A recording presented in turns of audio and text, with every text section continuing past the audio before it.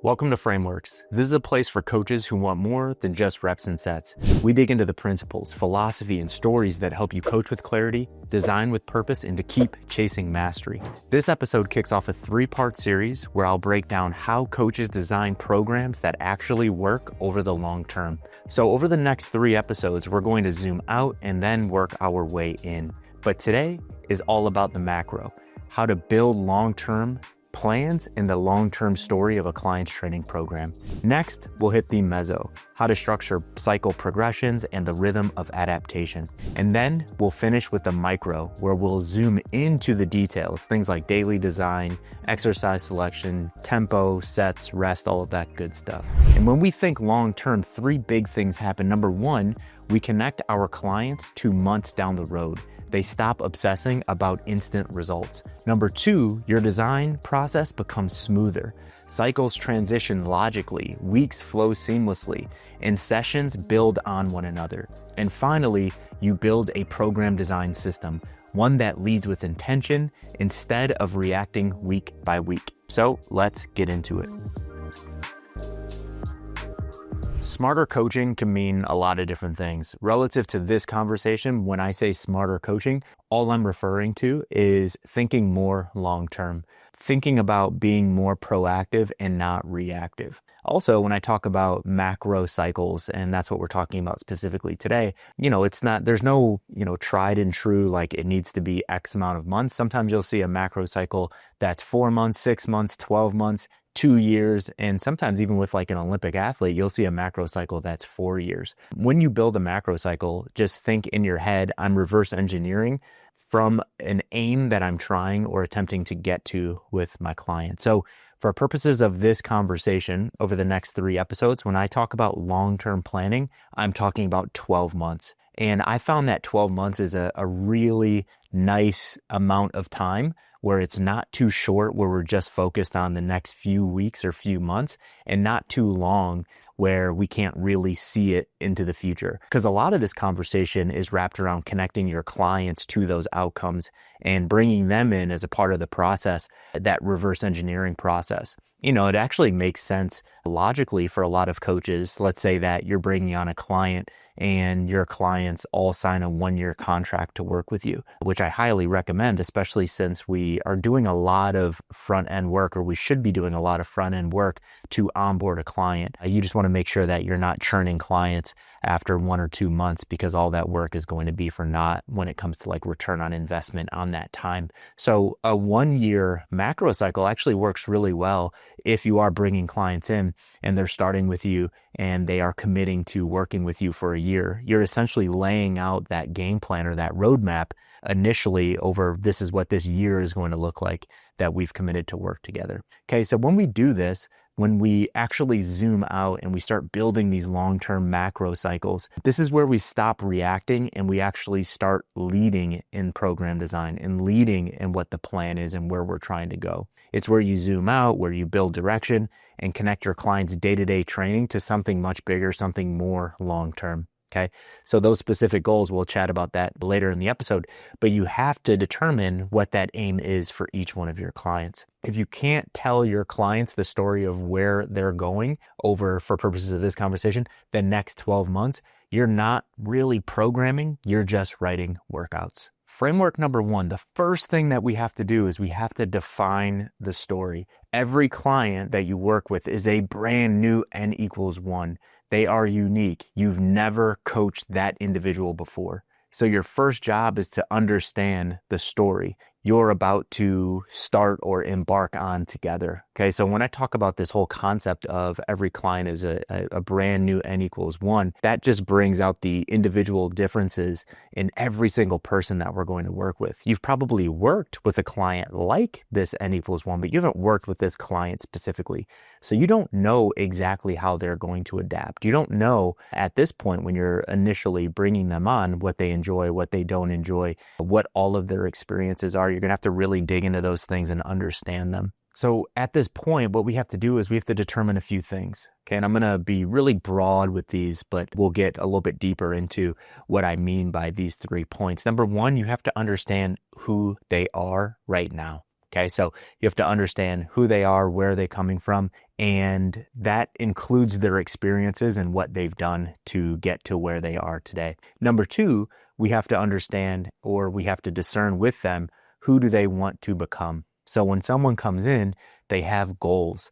They want some kind of transformation. Some people want large transformations, and some people just want little refinement-based transformations. But we have to understand, who do they want to become? And then finally, we have to understand, what adaptations do we believe are going to get them there? And guys, this is just where we have to use really good predictive models to understand, or to hypothesize, I believe this mechanism is going to lead to this result or this outcome. Okay.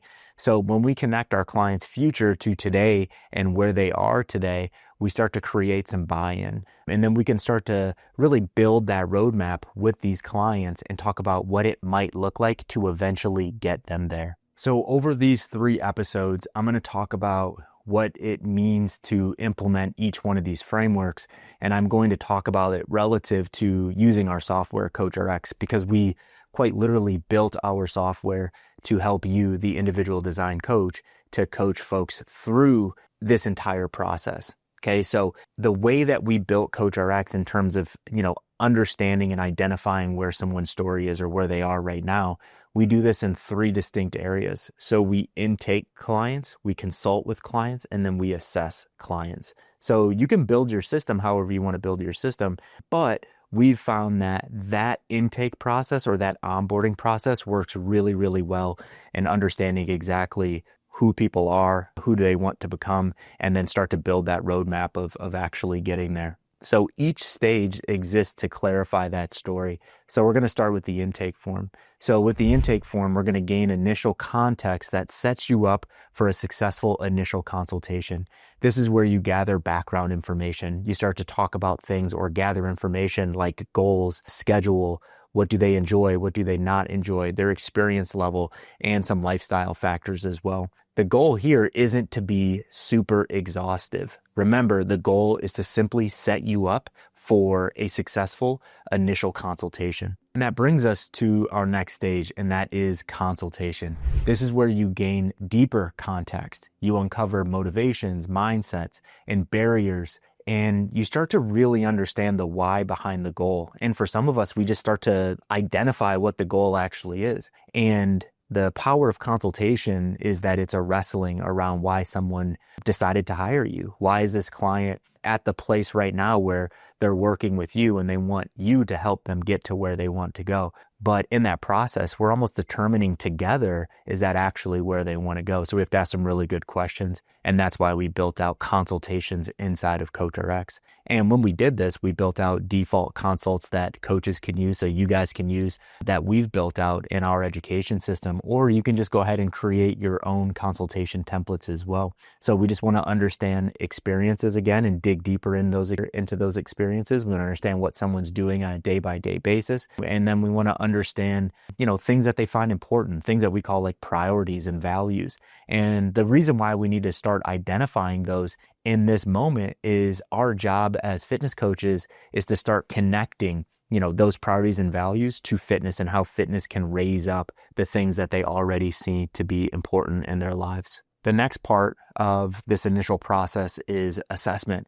This is where you determine where they are right now objectively.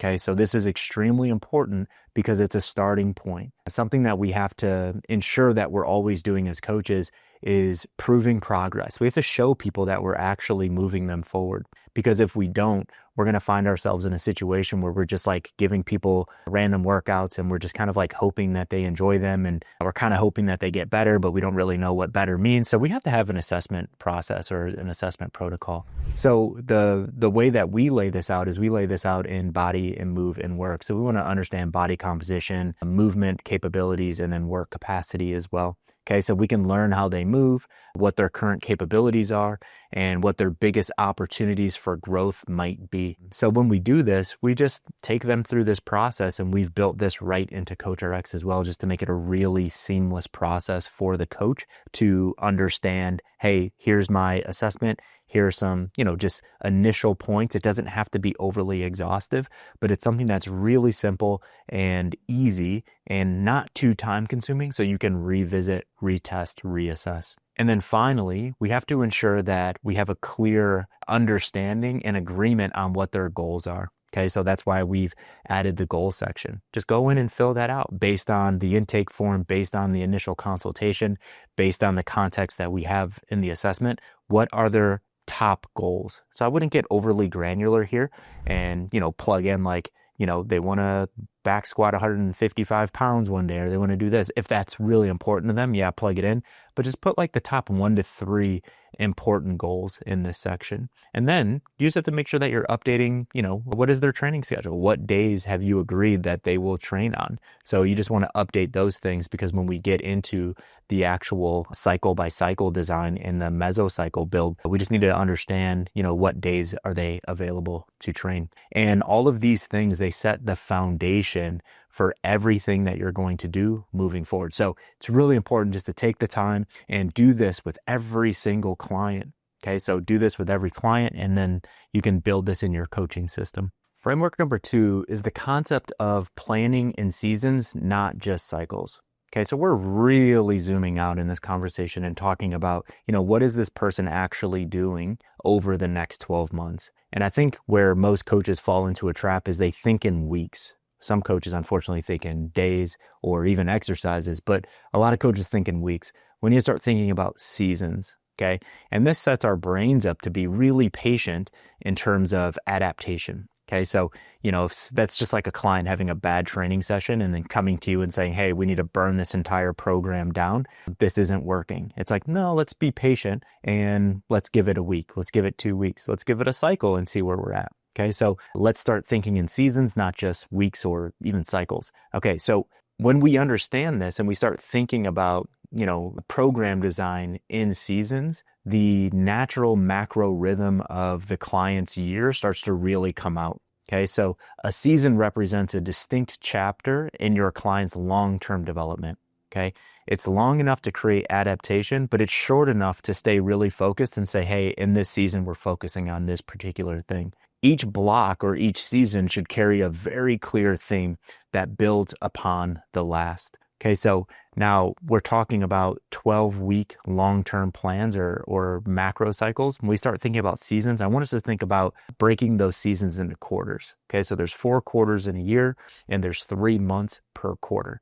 So purposes of today's discussion, I'm going to talk about seasons as just being quarters of training. So 3-month training bouts. Okay, so what I'm going to do now is I'm going to give you an example macro progression that really breaks down 4 distinct seasons. Okay, so let's imagine that season 1 is accumulation.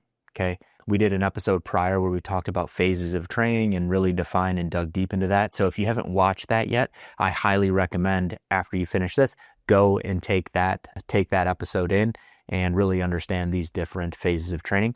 But I'll be short here. And accumulation just means you're doing a lot of work. Volume is fairly high relative to intensity. Intensity is fairly low relative to volume. Okay, so season 1, we're going to do 3 months of focused accumulation. Over these next 3 months, we're going to focus on things like motor control and motor learning. So we're going to focus on improving our ability to move through patterns. And then from an energy system standpoint, we're going to focus on building a solid aerobic foundation. Okay, season 2, so this will be our next 3 months, we're going to still be in this accumulation phase. So we're in a really long building phase. Half the year, we're just going to build. Here, we're focused on accumulation, of course, but we go from motor control to strength endurance. So we start talking about, slow, controlled, refining movement patterns to now challenging motor control, challenging those movement patterns and doing it through high reps. Okay, so you can call a strength endurance block a hypertrophy block as well. Okay, so the exercise selection and the way it looks is going to kind of look and feel the same. Okay, so we're going to go strength endurance for resistance training. And then for energy systems training, we're going to move from aerobic foundation building to aerobic progression. Okay, so when we think about aerobic foundation, think long, think slow, think patience. When we start talking about aerobic progression, now we're going to start the process of getting faster in aerobics, working for shorter bouts of time relative to what we were doing in the foundation period. Season 3, we're going to be in an intensification phase. I'll lay this out when we actually look at those mesocycles specifically. next week in next week's episode. But I need you to understand that just because I'm saying this is an intensification phase doesn't mean that this person is going to go 3 months and they're just going to hit triples in the back squat. Okay. There's going to be a nice flow from accumulation and then transitioning into intensification. So anytime we transition into a cycle, we have to consider what we did last cycle, and that should be a smooth and connective transition. We shouldn't go from doing 20s in one cycle down to 3s the next week just because the cycle changed. Okay. So we're going to transition into intensification. And here we're going to focus on strength development. Okay. So this is 3 months where we're really focused on let's get stronger. Okay. We went 6 months of really good accumulation base building, and we're going to now focus on starting to, re-look at, how do we build more strength over this resistance training program. So we'll do that for 3 months. And then in energy systems training, we're just going to simply continue our aerobic progression. Now we're going to get into season 4. Okay. So this is Q4, quarter 4. We're going to go back to accumulation. We have a couple options here. We can, work on some motor control stuff again. We can refine movement. We can work on some strength endurance, some muscle endurance, some hypertrophy.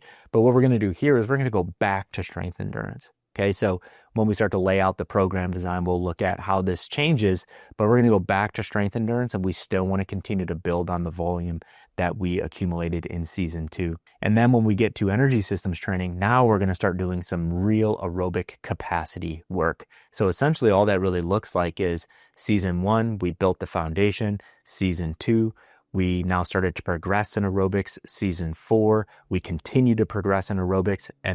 Or season 3, we continued. And then now we're at season 4.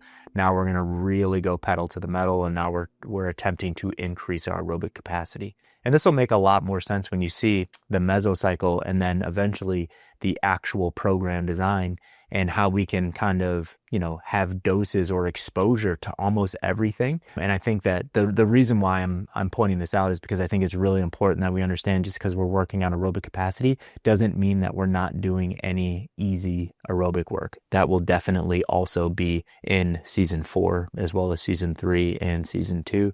And season 1, that's all we're going to do because we're going to do foundation building work. So as we roll this, you're building capabilities that compound upon one another. So each season prepares the client for the next. Okay, so control before strength, volume before intensity, base before expression. Okay, so as you saw in CoachRx, you saw how we would build that long-term plan, and we just have to be, patient when we do this, right? It's a learning curve if you haven't done this before, but I promise you, when you start doing this with your clients, it's going to get faster. Your brain's going to know, you're going to kind of like reorientate your brain to thinking longer term. You're going to spend that like 10, 15 minutes on every client building out this long-term plan, but it's definitely going to pay dividends as you're going from week to week and cycle to cycle, because you don't have to now reinvent the wheel every time you do it. When it comes to application, we essentially walk through how we would apply this over those first 2 frameworks, but just to give you a bit of a recap.